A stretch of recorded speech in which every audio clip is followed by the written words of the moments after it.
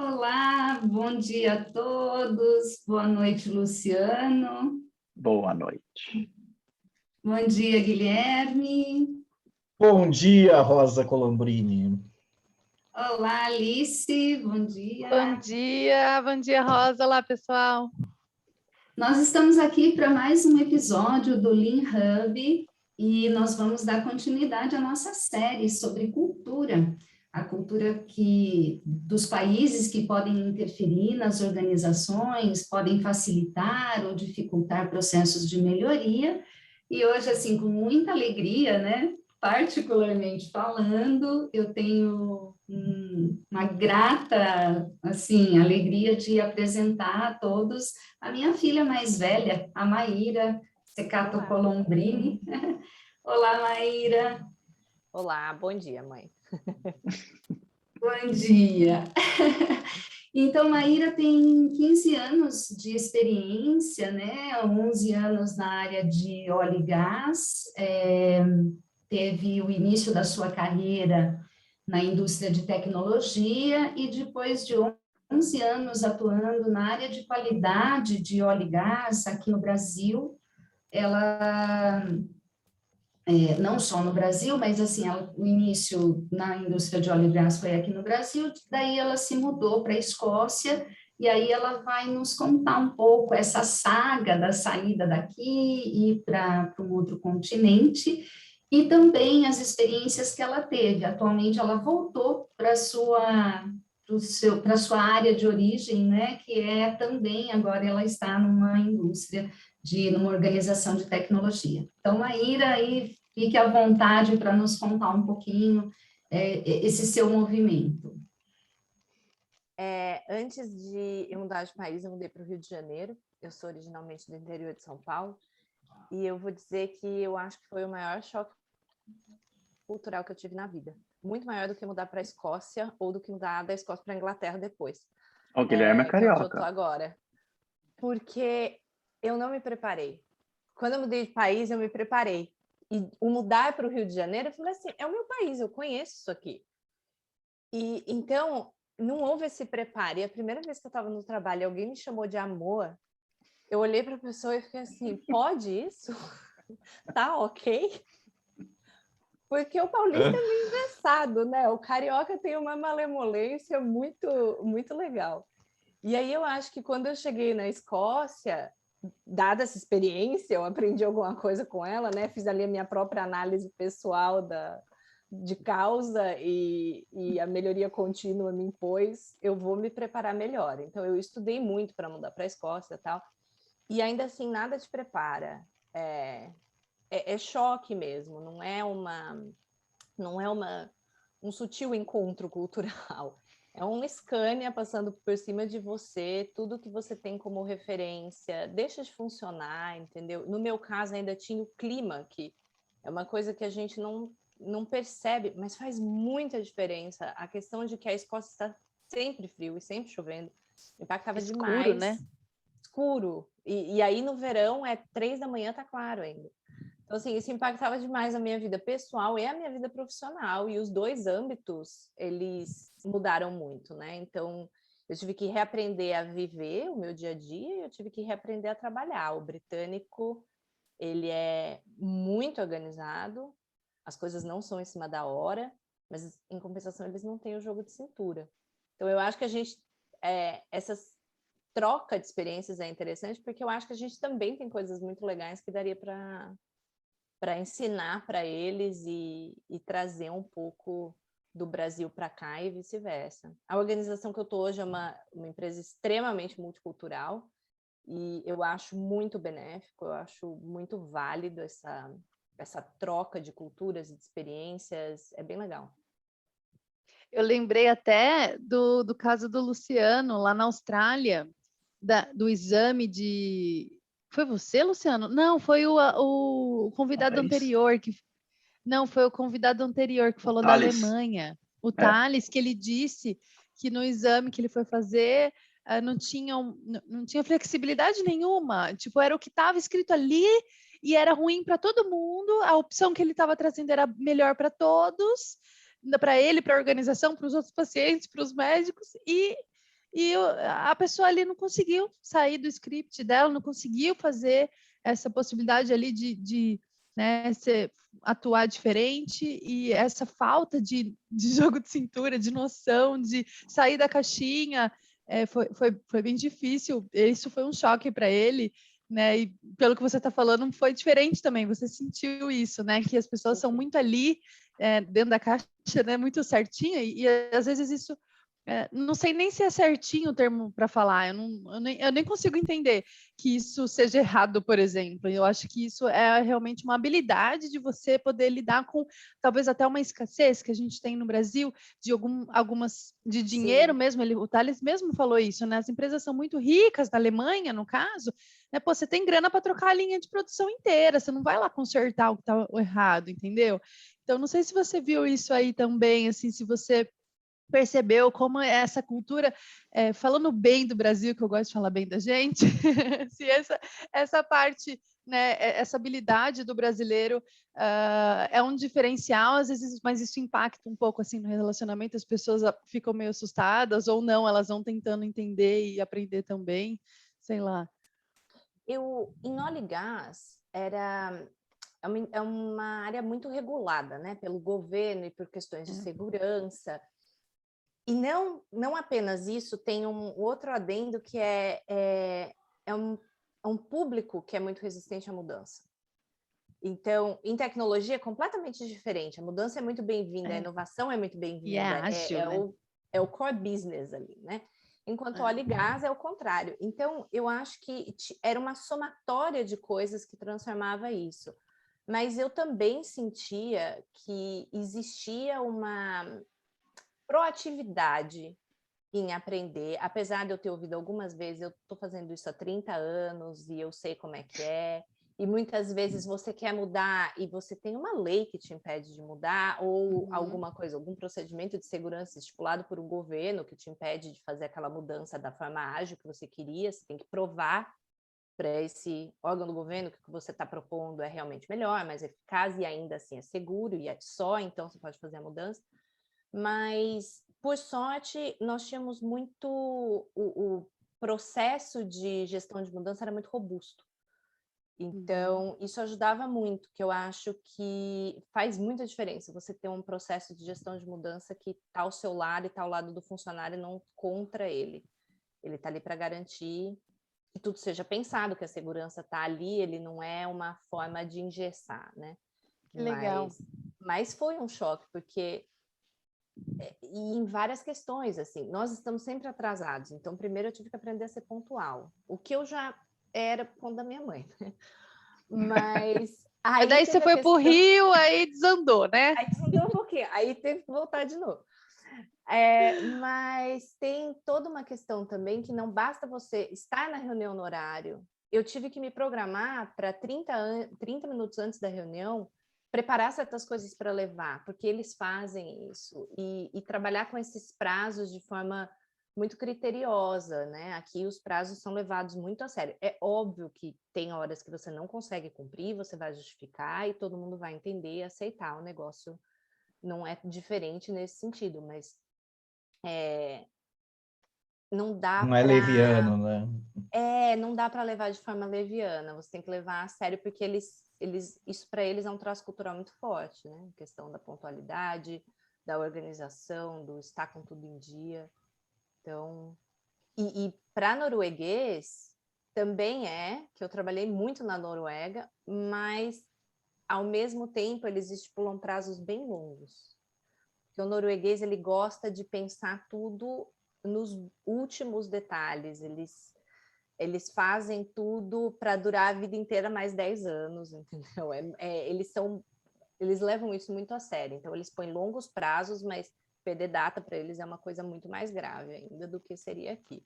Então, quando eu fui para lá, eu ainda tive que lidar, e não era apenas o meu choque, porque eu estava numa empresa britânica, trabalhando com colegas noruegueses, os colegas noruegueses e britânicos tinham o próprio choque cultural deles, e estava eu ali no meio do caminho, meio que me chocando com os dois lados, tentando entender os dois lados e tentando fazer um meio de campo. Então, mas são experiências interessantes, enriquecem muito. Eu eu particularmente acho que a troca cultural é muito rica, que a gente aprende com o outro lado e se eles estiverem dispostos a aprender com a gente também.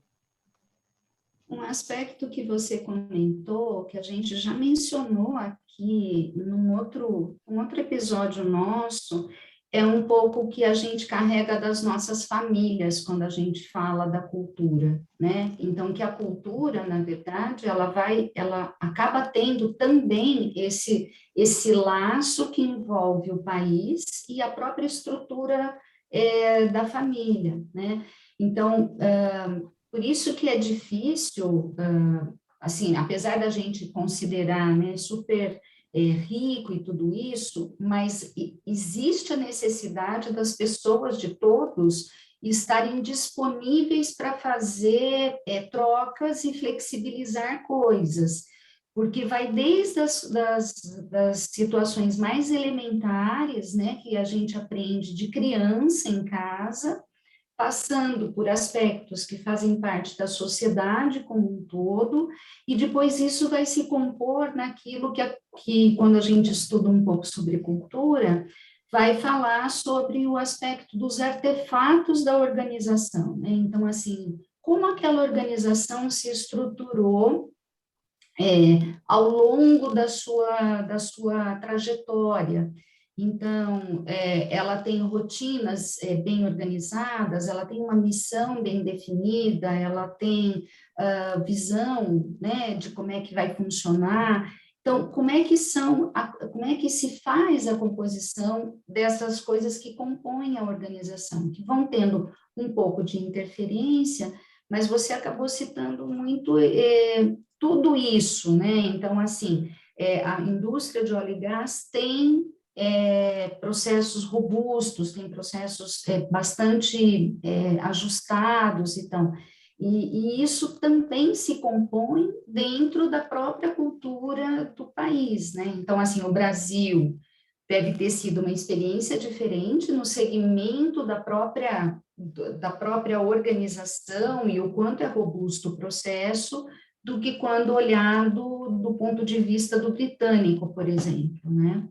Sim, e eu acho que além da cultura em que você está inserido, em termos de geografia, e da cultura em que você está inserido em termos de a cultura da empresa em si e da indústria em que essa empresa se encaixa, ainda tem a cultura da matriz da empresa.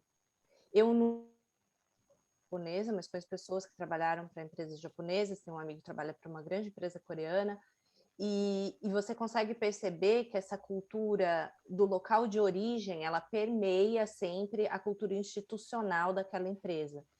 Então, você está trabalhando aí já com 3 aspectos culturais bem fortes, que estão andando meio que de mãos dadas, e que você tem que lidar com todos eles, e eles nunca vão se separar.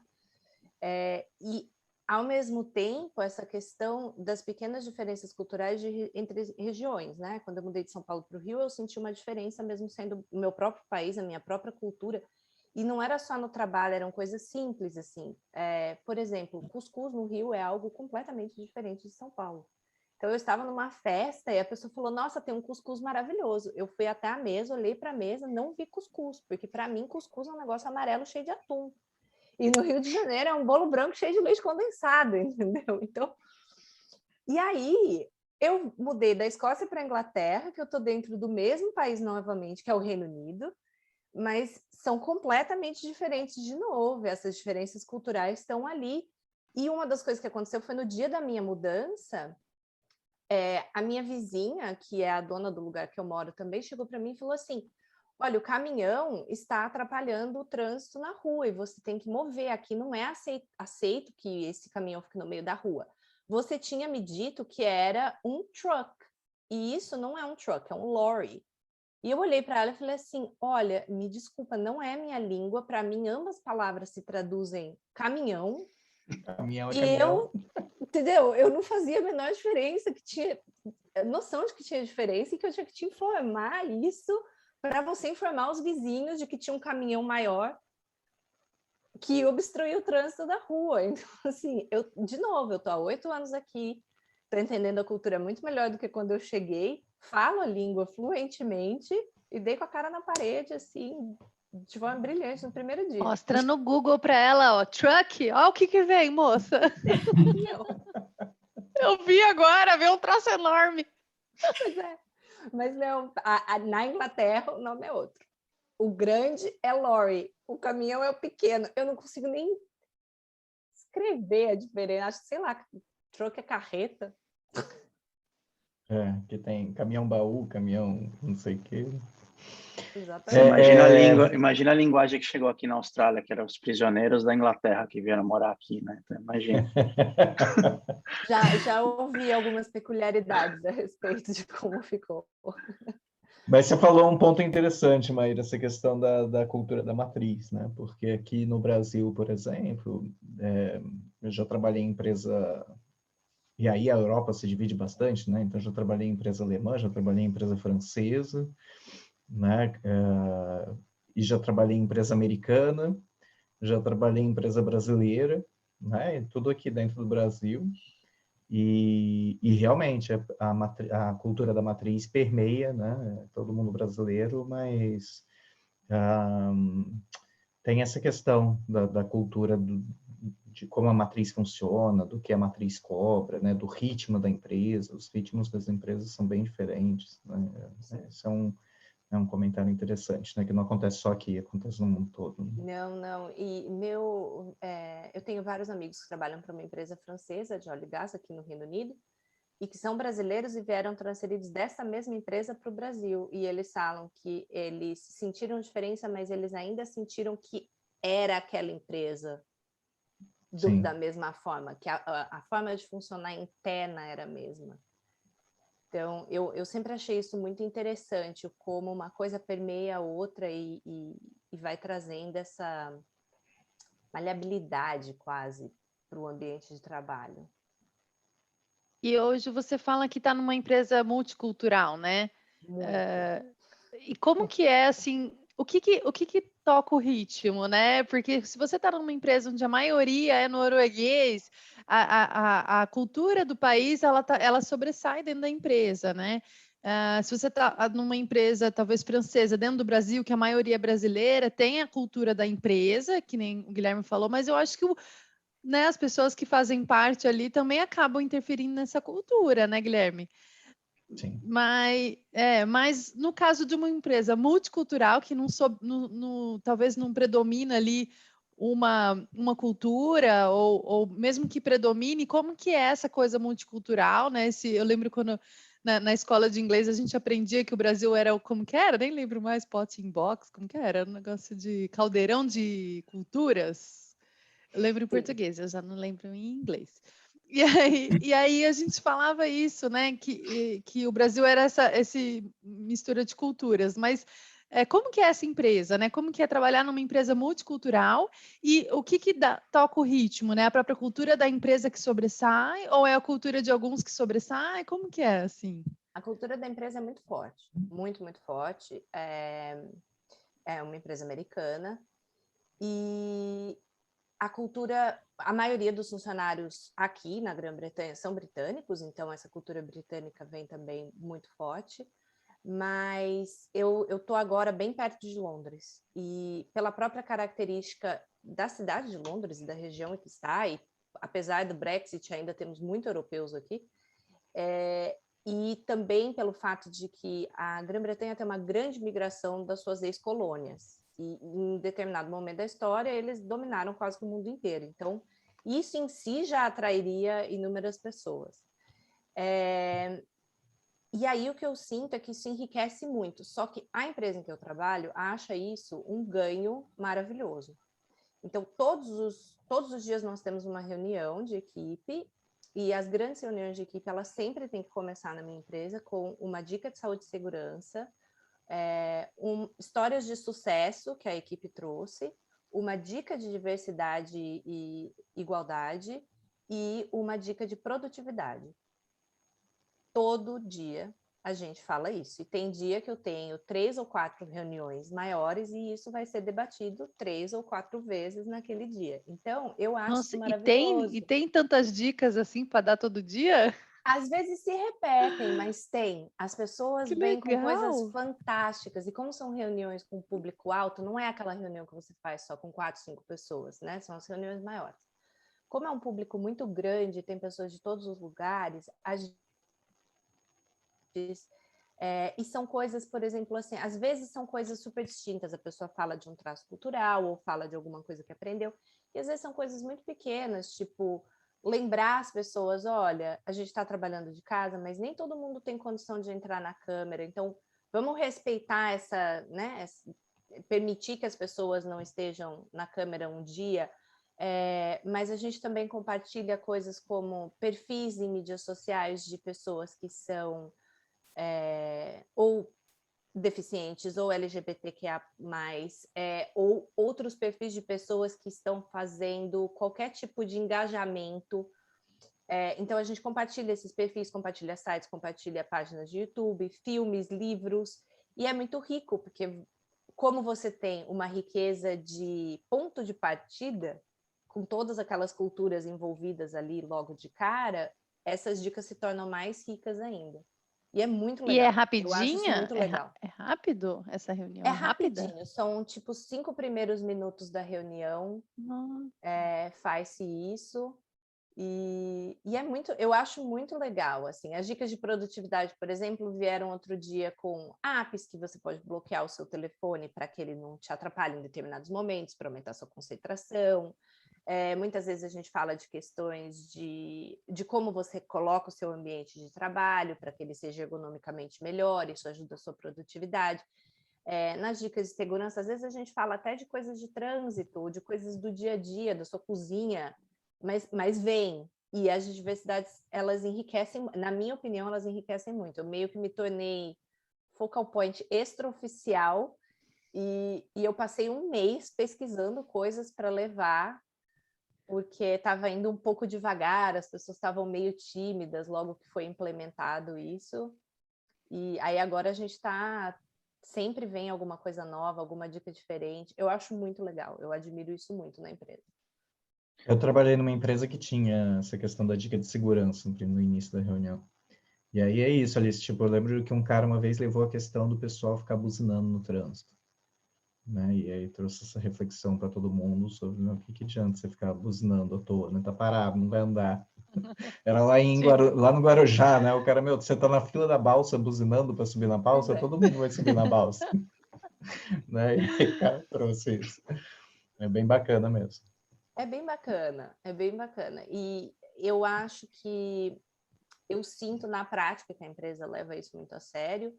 E também nós temos grupos de afinidade dentro da empresa que buscam incluir determinadas culturas de forma mais proativa. Então, existe um grupo de latinos, existe o grupo de ex-militares, o grupo de pessoas negras. São vários grupos de pessoas e aliados, e que você pode se juntar a eles para debater esse tema, ter encontros e tentar diminuir as tensões culturais que muitas vezes acontecem. Eu participo do grupo de latinos e do grupo de mulheres em tecnologia. Mas eu posso te perguntar uma coisa? Claro. Você falou que a empresa é americana, né? De matriz americana, e você trabalha no Reino Unido. Você teve mais dificuldade de se adaptar à matriz americana do que ao Reino Unido? Porque quando eu penso, comparando um brasileiro com um inglês e um americano, eu acho que eu teria mais dificuldade de me adaptar a algumas coisas que o americano faz do que o inglês. Por exemplo, o modo como o americano repete 3 vezes a mesma coisa, depois ainda pede para você repetir de novo para ver se você entendeu o que ele explicou 3 vezes. E o inglês não faz isso e nós brasileiros não fazemos isso. Esse é um exemplo. Você notou isso? Você nota isso? Que talvez é mais difícil adaptar a cultura da matriz do que ao do país? No meu caso, em particular, não, porque assim que eu me formei na faculdade, durante a faculdade eu tive alguns trabalhos em empresas brasileiras. Eu estudei propaganda, então trabalhava em agência, empresas menores, bem locais. E aí, quando eu me formei, o meu primeiro emprego, que foi numa empresa de tecnologia, foi uma enorme americana. Então, e eu fiquei lá 4 anos. E eu acho que eu estava muito adaptada a essa empresa americana e eu trabalhava num departamento diretamente com o Canadá, que não é igual ao americano, mas tem similaridades na questão de como eles veem a questão de produtividade. E depois, quando eu mudei para o Rio e comecei a trabalhar em óleo e gás, eu trabalhava de novo numa empresa americana com uma equipe canadense muito grande. Então, eu acho que eu vim muito adaptada para cá a essa atmosfera da América do Norte. Então, quando eu cheguei aqui, algumas coisas eu achava que era um pouco de braço curtismo, assim, apesar desse termo não ser lá muito profissional. Eu falava assim, gente, esse provo é muito braço curto. Porque eles viram para você na cara dura e falam assim, isso não está na minha descrição de trabalho, não sou eu que vou fazer. O que, de certa forma, é impor um limite de até onde você quer ir com o seu trabalho e com o que você vai fazer extra. Mas para mim, que vinha de uma empresa americana, anteriormente, eu falava assim, mas como assim? Entendeu? Tipo, também não está na minha descrição de trabalho e eu estou tentando fazer. Então, assim, alguém vai ter que fazer. Não está na descrição de trabalho de ninguém. E aí, você vai me largar na mão mesmo? É a mesma lógica do engessamento do processos, né? Que vocês estão no início. Ele tem um engessamento também da função, né? Minha função vai daqui até aqui. E, obviamente, tem gente que vai além. Mas aí entra no traço pessoal. Sai do traço cultural e entra no traço pessoal do disposto a ir além. E são dois países que têm um sistema de liderança mais igualitário do que o Brasil, né? Então, talvez o cara se sinta mais na liberdade de ter esse tipo de postura, né? Eu não imagino uma atitude dessa, por exemplo, vindo de um chinês ou de um japonês. Jamais aconteceria. Entendeu? Nem de um indiano. Jamais. Eu trabalho com muitos indianos e mesmo quando eles estão aqui, uma cultura que permite que eles façam isso, a cultura deles é uma cultura em que isso não seria bem visto. Então, também não vejo várias culturas fazendo isso. Maíra, você mencionou a questão das reuniões, né? Você, no Brasil, as reuniões tinham esse caráter de ser, assim, de ter alguma dinâmica de quebra-gelo e que fosse rápida? Porque como a gente está num canal que a gente discute muito sobre Lean, né? E você tem uma formação também em Six Sigma, você percebeu isso? Assim, tem isso? Porque você falou, nossa, em 5 minutos faz. E às vezes a gente entra em reuniões que duram horas, né, para conseguir sair alguma coisa dentro do tópico principal da reunião, né? Isso impacta isso?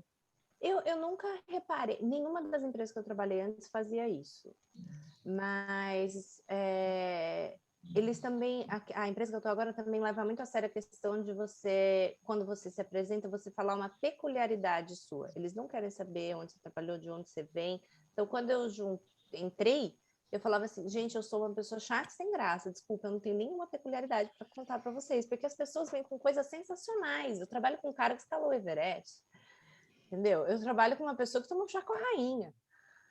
E aí eu falo assim... Você nunca fez uma dessas duas coisas? Entendeu? E eu acho interessante, mas eu nunca tinha trabalhado nem aqui, nem no Brasil, numa empresa que fizesse isso antes. Eu não acho que atrapalha, eu acho que é legal, que dá uma quebrada de gelo. Ao mesmo tempo, nós somos muito rigorosos com os tempos das reuniões e é dificílimo eu ter uma reunião de 1 hora hoje em dia.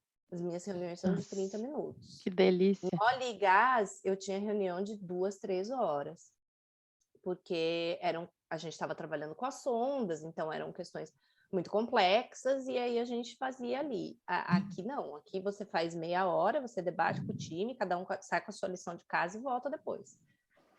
Mas é pelo fato de ser uma empresa de tecnologia, né? Eu acho que tem essa coisa meio ágil, né, Maíra? Demais, mas ao mesmo tempo você tem inúmeras reuniões de meia hora, então eu bloqueio o meu calendário com tempo para eu fazer as coisas que eu saí da primeira reunião, porque senão eu não faço nunca. Eu só faço reunião e não trabalho. É verdade. A empresa que meu marido trabalha é uma empresa chinesa, e aí todo mundo tem acesso à agenda de todo mundo, né? Aí eu falei para ele, você tem que marcar horário de trabalho, porque senão você só vai ficar em reunião a vida inteira. Você não vai produzir, né? Então você tem que fechar. Daqui até aqui eu estou trabalhando. Aqui a gente faz reunião. Puxa, A o gente tem uma chinês é regra informal. nada pontual, né? Nada pontual. Ah, não é? Não sabia disso, não. Chinês não. Não, às vezes ele vai em reunião, aqui a gente já desviou para a China, né? Mas às vezes ele vai em reunião e a reunião inteira, eles chamam ele tem que estar na reunião, a reunião inteira é em chinês. E ele não entende, né? Ele fica lá 2 horas na reunião, fala, tô aqui, bem, fala inglês, coitado. Põe a legendinha lá embaixo depois. Ai, Eu vou dizer gente. que quando eu mudei para a Escócia, essa questão da língua é muito forte, porque quando eu mudei para a Escócia, eu era fluente em inglês. Eu trabalhava em inglês naquela altura do campeonato há mais de 10 anos, todos os dias da minha vida. Eu acho que eu sequer sabia terminar um e-mail de forma educada em português. Fazia 10 anos que eu só mandava e-mail em inglês de trabalho. E a Escócia tem um sotaque muito diferente. Então, no começo, eu sofri demais com o sotaque. Até o meu ouvido se acostumar com o que estava sendo dito ali. Assim, eu ia para os lugares e eu falava, oi, me desculpa, eu não tô, desculpa. E eu pedia para a pessoa repetir 4, 5 vezes. Isso falando a língua. Então, eu imagino o quão mais difícil é quando você não fala a língua, que é o caso da minha irmã, por exemplo, que está na Alemanha e agora ela está começando a aprender alemão, mas quando ela foi para lá, não falava nada de alemão. Então, são Não, nem precisa. Quando eu fui para a Escócia, lembra? Eu só ficava assim, o que esse povo está falando? Idioma é esse? Mas eu também achei muito coisa, interessante. Assim, o gaélico, eles estão falando gaélico aqui comigo e não em inglês, né? Vocês estão reclamando do inglês do Reino Unido. Tá bom. Quando minha mãe veio... Quando minha mãe veio, ela não era fluente, minha irmã é. E elas vieram as duas juntas. E a minha irmã, ela tem um sotaque em inglês que ela parece nova-iorquina. Então, eu acho que as pessoas assumiam que ela era americana e ficavam muito ofendidas dela não entender o que eles estavam falando e tratavam ela muito mal. E a minha mãe chegava nos lugares e falava assim, desculpa, eu não falo inglês, com sotaque de brasileira, e eles se viravam do avesso, faziam mímica, trazia a caixa de sapato, mostrava, apontava, tudo. Eles foram muito mais educados com ela, que não falava nada de inglês, que com a minha irmã, que era super fluente, e eles achavam que ela estava sendo sacana. Mas você falou esse negócio de sotaque, eu lembro, eu já estava no finzinho do meu período na Índia, e eu estava no restaurante, o garçom veio e me perguntou um negócio, eu nem lembro mais o que era, mas ele chegou e me perguntou um negócio, eu respondi e ele saiu, né? E aí depois que ele saiu, eu olhei para minha esposa e falei assim, eu não ia ter entendido essa pergunta nunca nos primeiros 6 meses de Índia. Nunca, nem nos primeiros 6 meses eu ia ter entendido o que ele me perguntou. Depois que eu vi do jeito que ele me perguntou, assim, cara, qualquer outra pessoa que estivesse ali não ia entender a pergunta dele. Ô Gui, eu lembrei de um negócio que eu vi na TV aqui esses dias, que aqui, além do sotaque ser terrível, o cara ainda mistura uma gíria com tudo, né? Então o cara perguntou assim, o repórter falou, escuta, você pretende tomar a vacina do Covid? O cara, nah. O cara falou, tá, você pretende tomar ou não? Pretende ou não? O cara, nah, yeah.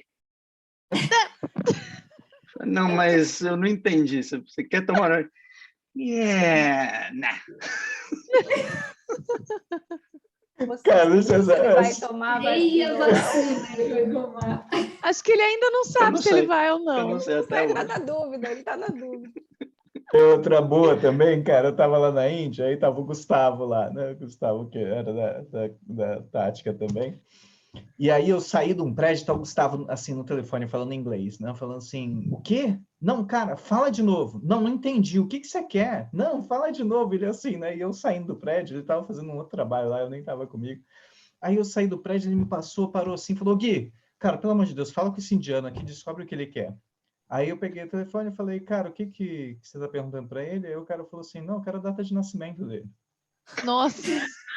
Aí eu devolvi pro Gustavo, falei, ele quer sua data de nascimento. Ele, cara, não era isso que ele tava perguntando, ele mudou. Sacanagem, ele sacaneou. Logo que eu entrei... Ele mudou a pergunta, não, ele não tava pedindo minha data de nascimento. Mas o cara fala, your birthday. your birth date. Ah, birth que date. difícil. E É ele assim, difícil. o que é birth date? Aí ele fica calado, cara. É muito engraçado. Assim.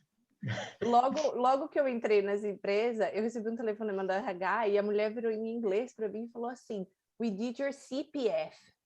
E eu assim, o meu o quê? O seu CPF. E eu, gente, eu não ligava. Foi só a hora que eu traduzi. Não, é que a gente está ligando na sua Universidade do Brasil para pegar o seu histórico escolar como parte da conferência curricular. Eu, meu CPF! Por que você não Nossa, falou?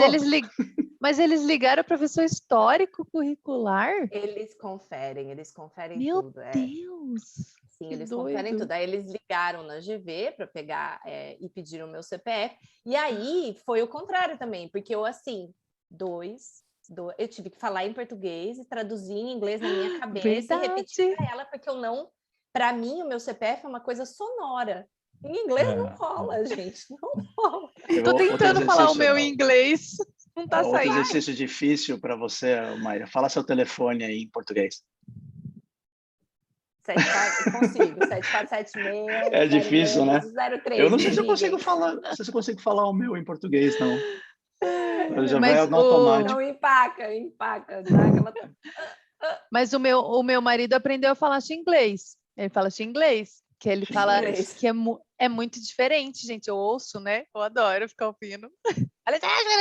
E ele entende. E responde. Eu falei, gente, que língua é essa? Ele é inglês, amor. Não é inglês isso aí. Não é inglês. Eu não entendo nada. Eu já não sou muito boa lá no inglês, mas ele é muito, muito complexo mesmo. Acho que esse para mim, essa coisa da língua é um grande desafio. É que faz parte da cultura, né? Faz muita parte. Influencia muito, muito, muito a cultura que você está inserido. Até existem estudos que comprovam que a língua determina como você pensa, né? Sim. Porque em alemão, em que você não pode só ir, aparentemente, você tem que ir de carro ou ir a pé, as pessoas, elas até pensam de uma forma diferente do que quem tem uma outra língua e uma outra construção gramatical. Pessoal, você contou disso, eu estou até tentando lembrar que livro é aqui, mas tem um livro que o cara fala de uma história eu acho que era Air Korea, acho que era da Coreia. E ele estava falando que era uma empresa de aviação que tinha muito acidente, né? Tinha um índice de acidente muito grande. E aí ele explica no livro que o coreano, quem é responsável por entender a mensagem é quem está escutando e não quem está falando. Né? Você que está falando, você não é responsável por fazer o outro entender, né? O outro que tem que entender a sua mensagem. Então, a pessoa vira e fala assim, pô, eu tô com fome. Ele, na verdade, está pedindo para alguém pegar comida para ele. Então, é nesse nível. E aí ele conta a história que é de um acidente de avião que eles foram escutar, e aí tá o copiloto assim, pô, tá com neve na asa ali, né? E o piloto, beleza, tá conferindo tudo, e ele, mas tá com bastante neve na asa ali, né? E o piloto, decolou e o avião caiu, porque tá com muita neve na asa, né? Então, assim, que o copiloto não consegue falar assim, não vamos cancelar aqui o procedimento, porque tá com neve na asa, né? O piloto tinha que entender a mensagem. E aí assumiu um novo CEO lá, e a primeira coisa que ele fez foi mudar a língua oficial da empresa para inglês, né? Porque aí ele muda esse mindset de comunicação e fez com que as pessoas fossem mais assertivas na comunicação, né? Que a mensagem, ele é responsável por levar a mensagem, né? Com a mudança de idioma. É um case bem legal, depois eu vou descobrir aqui qual foi dos livros ali que eu li isso, mas é bem interessante. Passa para mim, por favor, eu quero ler. Vou achar aqui e falo, descobrir qual foi. O que tem muito em comum nessas línguas asiáticas aí, eu me lembro muito quando eu trabalhei na Toyota, o que eles falam sem falar, né? A comunicação não verbal, que faz parte do que você está falando, né? O cara, ele fala, além de usar meias palavras, o modo como ele olha, o body language dele comunica também. Então, esse é mais um desafio, né? Especialmente, eu fico imaginando um japonês ou um americano conversando, eles são antagônicos em métodos de comunicação, né? O japonês balança a cabeça e o americano vai repetir 8 vezes a mesma coisa. E quando ele pede para o japonês repetir, o japonês fala, Uhum. Deve ser engraçado. Em Portugal é assim, né? Por favor, você sabe onde fica o hotel tal? Sei, e vai embora. A pessoa não responde onde fica o hotel. Você tem que perguntar onde fica o hotel. Eles são muito Isso aí. literais. Eu acho isso muito interessante dos portugueses. Muito. Bem, vamos finalizando então, Rosita? Ih, tá mudo, Rosa. Tá muda, tá muda. Ah, é a frase que a gente mais ouviu esse ano. Aí. É porque estava passando um avião aqui, eu falei, nossa, vai dar, a Alice sempre fala que aqui os sons... Parece que o avião caiu ali do lado da casa dela. Então, nós esqueceu estamos dela. encerrando aqui, Maíra, super obrigada, foi muito legal o bate-papo, e a gente tem um fechamento muito clássico. Como é que é, Guilherme?